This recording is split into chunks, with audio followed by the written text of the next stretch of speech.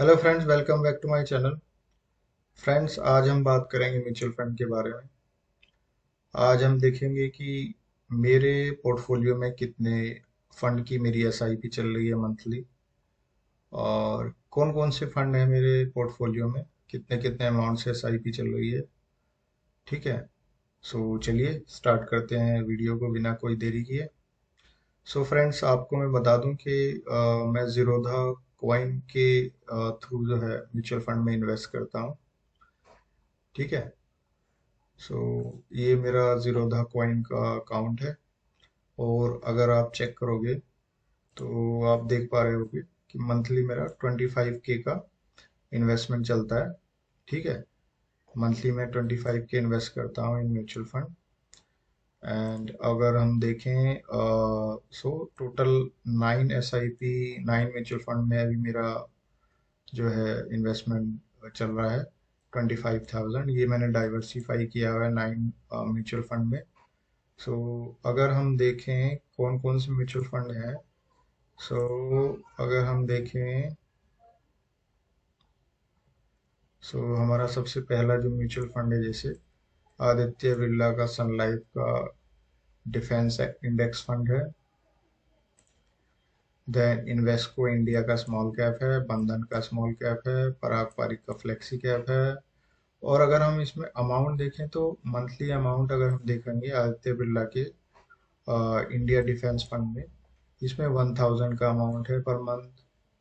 Invesco India में हमारा 1500 रुपये का अमाउंट है। बंधन स्मॉल कैप में 4500 का है। पराग पारिक में 2000 का है। ठीक है।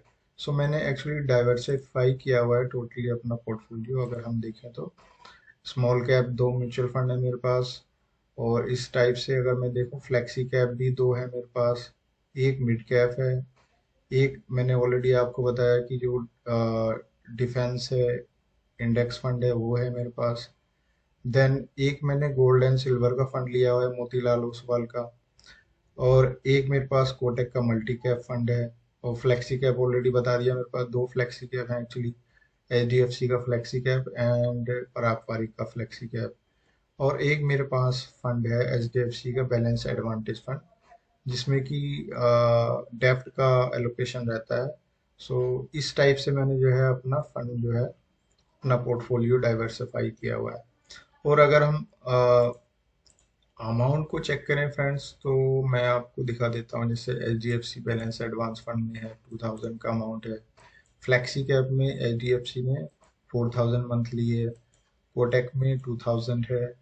और इसी टाइप से मैंने आपको जैसे ऑलरेडी बताया, और एडलवाइस मिड कैप में है मेरा 4500 का। सो टोटली हम देखें तो 25K का मंथली अमाउंट है, और इसको मैंने अराउंड 9 म्यूचुअल फंड में जो है डाइवर्सिफाई किया हुआ है। और टाइप देखें तो मिड कैप और स्मॉल कैप में मैं एग्रेसिवली इन्वेस्टमेंट करता हूँ। और 25K में से अगर मैं देखूँ कि मेरा स्मॉल कैप में कितना अमाउंट जाता है, तो ये देख लीजिए आप, अराउंड 7500 तो मेरा जाता है स्मॉल कैप में, और मिड कैप में जाता है 4500।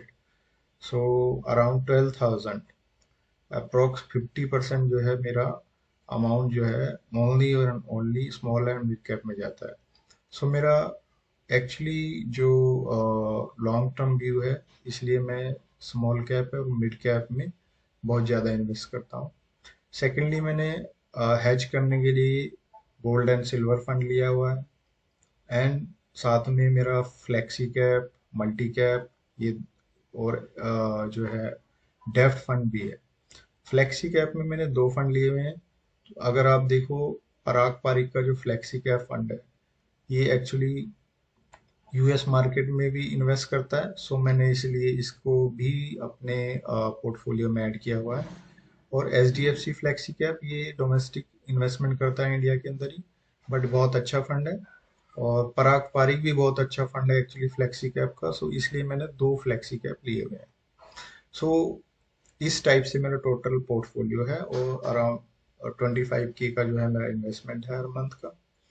और अगर मैं आपको बताऊं तो ये आगे मैं और बढ़ाने वाला हूँ, किस टाइप से बढ़ाऊंगा, किस फंड में कितना परसेंटेज बढ़ाऊंगा, वो आपको मैं सारा, जैसे आप मेरे साथ बने रहोगे तो मैं आपको लाइव दिखाऊंगा कि किस टाइप से मैंने अपना परसेंटेज एलोकेशन वाइज कितना बढ़ाया है और क्यों बढ़ाया है, उसका रीजन भी फाइंड आउट करेंगे। सेकेंडली क्या करेंगे हम आगे आने वाले टाइम में, जो भी मेरे पोर्टफोलियो में फंड है उनको भी रिव्यू करेंगे कि मैंने ये फंड ही क्यों सिलेक्ट किए हैं। और इसमें सपोज अगर मैं बैलेंस एडवांटेज फंड का एग्जांपल लूँ तो इसमें 2000 मेरा मंथली इन्वेस्ट करने का लॉजिक क्या है, क्या लॉजिक है। और अगर मैं स्मॉल कैप में ज़्यादा इन्वेस्ट कर रहा हूँ तो उसमें क्या लॉजिक है, मिड कैप में 4500 का इन्वेस्टमेंट मंथली जा रहा है तो उसमें क्या लॉजिक है। ठीक है, और मेरा लॉन्ग टर्म व्यू किस टाइप का है, मेरे कितने साल का पॉइंट ऑफ व्यू से मैं इन्वेस्ट कर रहा हूँ, तो उस टाइप से जो है हम आगे आने वाले वीडियो में बात करेंगे। ठीक है, सो आज का वीडियो यहीं पे फिनिश करते हैं फ्रेंड्स। अगर इसमें आपको कोई क्वेरी हो सो आप मेरे को कमेंट बॉक्स में जो है क्वेश्चन पूछ सकते हैं, मैं आपको आंसर दे दूंगा। ठीक है, और आगे आने वाली वीडियो को अगर आप फॉलो करना चाहते हैं तो मेरे चैनल को सब्सक्राइब करें और वीडियो को लाइक करें फ्रेंड्स। ठीक है, सो मिलते हैं नेक्स्ट वीडियो में। Till then bye bye.